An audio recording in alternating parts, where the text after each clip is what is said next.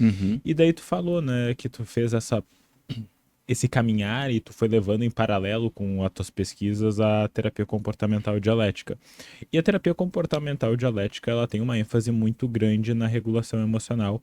E a gente sabe que déficits na regulação emocional estão relacionados à manutenção e desenvolvimento de várias dificuldades e até mesmo de transtornos mentais. E se tu tivesse que descrever o que é a regulação emocional?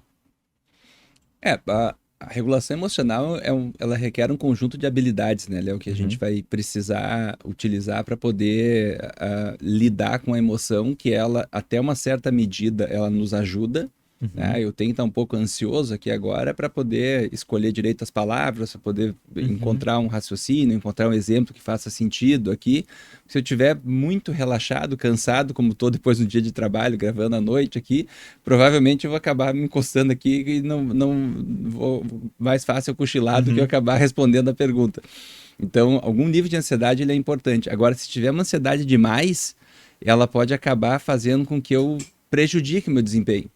Então, a regulação emocional é a capacidade de modular a minha emoção para que ela possa, enfim, não atrapalhar o meu desempenho e atrapalhar o comportamento. Então, as emoções, uma pessoa que é bem regulada emocionalmente, não significa dizer que ela não sinta a uhum, emoção. Ela consegue dissociar o comportamento dela do que ela está sentindo. Né? uhum, Então, ela consegue estar ansiosa para gravar um podcast e mesmo assim conseguir falar. Ela pode estar com uhum, raiva de alguém e mesmo assim conseguir ser gentil com aquela pessoa. Né? Então, uhum. assim, essa capacidade de fazer essa dissociação, de não reagir comportamentalmente aquilo que eu estou sentindo, né, é uma forma da gente entender na prática como é que a regulação emocional aparece no nosso dia a dia. Sim, é uma forma até de um desapego mais saudável em relação às emoções, né? No sentido de que tu tá sentindo isso, mas não é como se tu estivesse desconsiderando e evitando a expressão emocional. Perfeito, eu não deixo ela ficar na direção, né? Não Uhum, deixa a emoção conduzir minhas escolhas, meus atos, apesar de ela participar, né? Ela uhum. acaba estando ali presente também, mas ela não assume o controle. Sim, ela faz parte, né? Eu gosto muito de falar com meus pacientes de que é uma dupla de rally. Sempre tem que ter o racional e tem que ter a emoção ali do lado e tem que ter essa coordenação entre Uhum, esses dois fatores para a gente uhum, poder tomar uma sim, decisão. boa metáfora. E, e daí quando tu pensa nisso, assim, qual o impacto da regulação emocional na saúde, no bem-estar das pessoas e também qual o impacto do déficit na regulação emocional na saúde mental e no bem-estar das pessoas como um todo, assim. O nosso estado basal, Léo, deveria ser o bem-estar. Uhum, Né? Então, o bem-estar é uma emoção. Então, algumas vezes a gente vê alguns pacientes que têm uma questão emocional que, de repente, o basal se torna a tristeza, por exemplo, ou a ansiedade, né? Com paciente com uhum, TAG, por exemplo, paciente cronicamente deprimido pode estacionar ali na tristeza, assim como o paciente bipolar pode ficar muito tempo na irritabilidade, né, uhum, como base emocional. Então, a saúde mental está muito associada ao tipo de manifestação emocional que a gente apresenta no nosso ponto morto, né? Como uhum, é que é o nosso basal, onde é que estacionou, né? Então, idealmente, nós deveríamos experimentar o bem-estar e aí, de vez em quando, fico um pouco ansioso com alguma uhum. coisa, volto para o bem-estar, aí estou meio triste com uma coisa que aconteceu, volto para o bem-estar. Então, essa modulação faz parte de uma resposta saudável. Né? Então, o saudável é sentir as emoções, mas não ficar aprisionado nelas, especialmente aquelas de valência negativa. Né? Todas as emoções têm uma função. Uhum. E essas funções elas são necessárias para que a gente possa se adaptar ao contexto, enfim, ao ambiente que a gente está vivendo. Quando a gente está falando de algo relacionado à psicopatologia, a gente vai ter uma intensidade, uma frequência, uma magnitude maior dessa emoção que pode acabar levando alguém muito ansioso a ter um ataque de pânico, Uhum. alguém que está muito triste, desesperançoso, acabar tentando suicídio ou outros comportamentos graves como esse que podem estar muitas vezes associados a essa questão emocional. A gente vai ver questões como quadros alimentares, em que muitas vezes as pessoas utilizam a comida como uma forma de regular as emoções, ou mesmo o uso de Uhum. substâncias, que a pessoa sobe o morro para comprar pó quando está passando por um momento de turbulência emocional. Então, são estratégias mal adaptativas de lidar com esse emocional que acabam muitas vezes se manifestando em quadros psicopatológicos. Uhum. Não, e eu acho interessante tu falar isso da questão que o bem-estar talvez deveria ser o nosso basal, porque isso leva até uma outra discussão, que não está necessariamente no que a gente vinha, necessariamente no meu planejamento inicial aqui, mas até mesmo de que o bem-estar não é necessariamente também aquela positividade tóxica que às vezes é disseminada na rede social. Uhum, Porque também esse processo de comparação social pode colocar, tá, mas o que que eu deveria estar sentindo como uhum, felicidade? Eu uhum, acho que isso, não sei como tu vê isso uhum. também, até de como os teus pacientes trazem isso, porque o bem-estar às vezes é comparado com um estado de quase êxtase. Aham, aham, certamente, certamente. E isso é artificial porque quando a gente olha para a rede social, Léo, a gente está olhando para aquilo que a pessoa editou e que ela quer mostrar da vida dela. Aquilo ali não Perfeito? é alguém que posta uma foto no espelho na academia, não quer dizer que a pessoa passa o dia inteiro na academia malhando, né? Exato. Enfim, ela escolheu mostrar aquele momento do dia dela, assim como quem escolhe um prato de comida, provavelmente vai escolher um prato de comida bonito para postar na sua rede social, Uhum. né? Não quer dizer que ela só se alimente daquilo. Quando ela esquenta Hot pocket. um arroz com ovo em casa e tal, talvez ela não poste, mas ela Uhum. come de vez em quando também o arroz com ovo, né? Então são edições e a gente não pode tomar isso como sendo a vida daquela pessoa, porque senão a minha vida nunca vai ser tão interessante quanto Claro. aquela editada que as pessoas colocam nas redes, né? E daí até o nosso trabalho de poder também auxiliar pacientes e até mesmo da gente poder pensar como sociedade como um todo que a rede social ela não é um problema necessariamente. A gente Uhum. tem até estudos que mostram que um determinado uso e um uso mais consciente, deliberado de rede social pode trazer, na verdade, benefícios, até porque, de novo, tem informação de muita Sim, claro. qualidade, Uhum. mas até da gente poder trabalhar com esse aspecto de comparação e poder pensar sobre isso, né? Que bem-estar é tu estar bem. Não é Uhum. necessariamente esse êxtase, Uhum. aquele Uhum. momento de euforia, porque Uhum. euforia e bem-estar são coisas Uhum. diferentes. Uhum. Uhum. Perfeito. E, e pensando nisso, e pensando na regulação emocional, pensando também nos teus pacientes e no que tu vê assim como um todo, o que que tu diria que são principais desafios ou dificuldades que as pessoas elas podem ter para trabalhar com a regulação emocional ou na regulação emocional como um todo?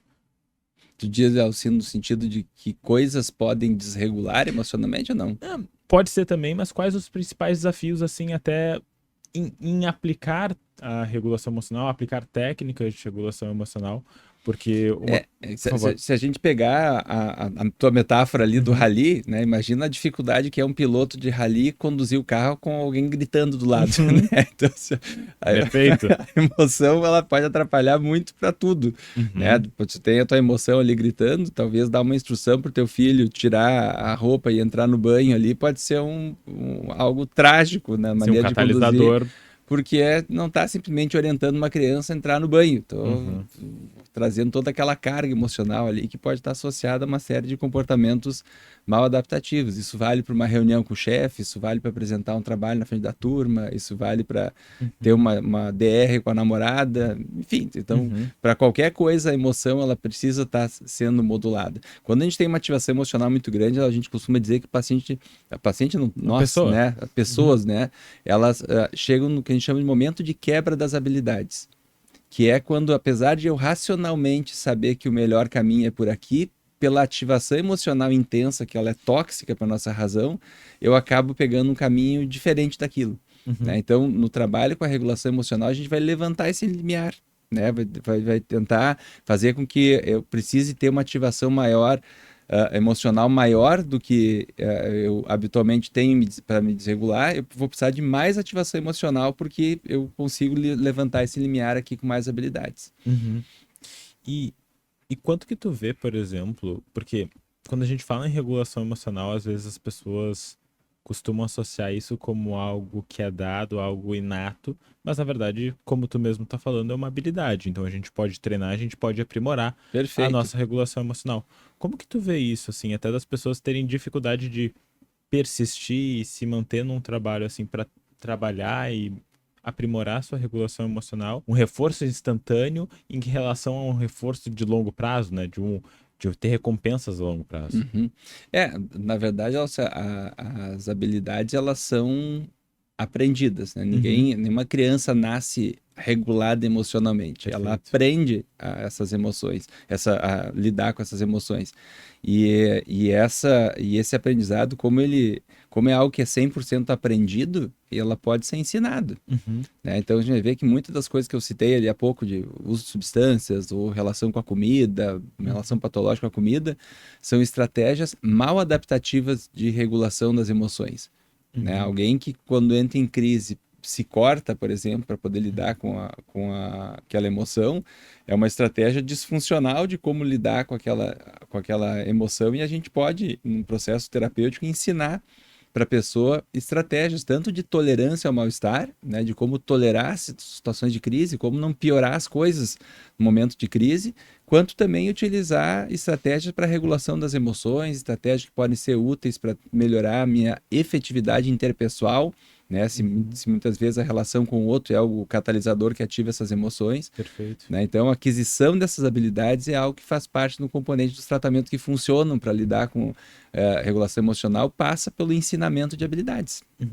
E como que, em geral, as pessoas aprendem sobre regulação emocional? É algo de se ver como as outras pessoas estão agindo? Óbvio que a gente está falando aí num contexto terapêutico, que daí o profissional vai estar auxiliando a outra pessoa.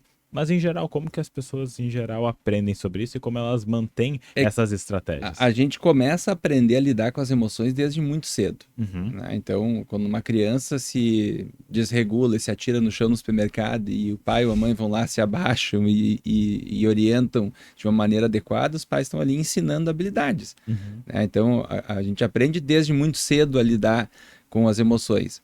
Algumas pessoas aprendem mais facilmente, algumas outras pessoas podem ter uma propensão a se desregular, uma vulnerabilidade biológica que favorece essa desregulação, e obviamente também nós vamos ter experiências diferentes de vida, né? Nós vamos ter experiências muito invalidantes de ambientes que podem ser extremamente nocivos e danosos para uma biologia vulnerável, né? Para alguém que já tem uma predisposição a se desregular, ser criada num ambiente em que essas habilidades não são ensinadas, isso pode acabar levando lá na frente a quadros psicopatológicos graves. Né? Então, de um modo geral, a gente aprende na vida, né? Seja com a professora da escola, seja com os pais em casa, com as pessoas que convivem com a gente. E num processo terapêutico, a gente vai ensinar isso de diversas formas. Na terapia comportamental dialética, existe um grupo para treinamento de habilidades. Então, é quase como um curso em que vai ser ensinado isso, né? Com uma apostila, com conteúdo programático e tal, exatamente como um curso. É um workshop mesmo, é um treinamento mesmo. 100%. Um curso tem duração de 1 ano, um encontro por semana, encontro de 2 horas toda semana, e não dá tempo de, em 1 ano, ensinar todas as habilidades que tem, né, no manual de habilidades. Então, a terapia comportamental dialética, especificamente, que é um tratamento empiricamente sustentado para trabalhar a regulação emocional, é um tratamento muito voltado para a aquisição de habilidades. Né? Então, essas habilidades vão ser adquiridas dentro do contexto do tratamento. E a função daí, Léo, da terapia individual é ajudar o paciente a generalizar essas habilidades aprendidas nos outros modos de terapia, seja no coaching telefônico, seja no grupo de treinamento de habilidades, a ensinar o paciente a generalizar isso para as outras áreas da vida dele.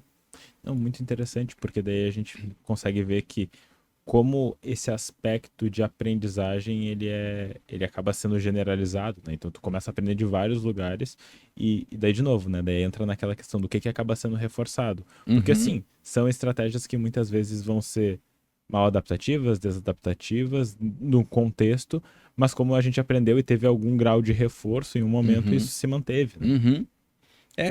Se eu tenho um comportamento, vou imaginar alguém que tenha um comportamento de comer emocional, vamos usar.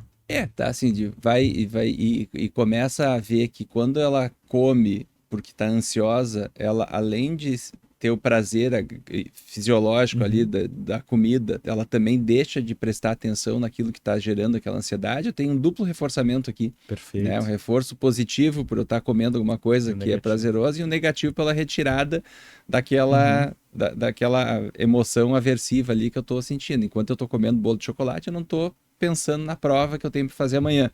Né? Então, muitas vezes a gente vai ver esse padrão que é aprendido, assim como também alguém que tem está passando por um sofrimento, de repente sei lá, um adolescente, uma adolescente que fala para os pais que está apaixonado por uma namoradinho, um namoradinho ali, que não está sendo correspondido e está muito triste com isso. E os pais dizem, isso é bobagem, isso aí passa. Isso é namorico de adolescente, não é importante. E a pessoa se sente invalidada, do tipo, o que eu estou sentindo é bobagem, pode ser que essa pessoa começa a escalonar essa emoção até o ponto de ela ter um comportamento mais intenso, do tipo ir pro banheiro e se cortar, pegar os remédios que estão na cabeceira da cama da mãe, tomar tudo para tentar se matar e tal. E aí, quando esse comportamento acontece, aí a família vê que é sério e dá atenção. E aí, isso é o pior que pode acontecer, Léo, porque a pessoa está reforçando, a família, o ambiente, está reforçando um comportamento de crise. Então a pessoa aprende que quando ela se corta, quando ela ameaça se matar, quando ela faz isso, aí ela ganha atenção. Aí as pessoas a levam a sério. E aí eu estou modelando um comportamento aqui de crise, né? Que acaba sendo generalizado vida fora depois.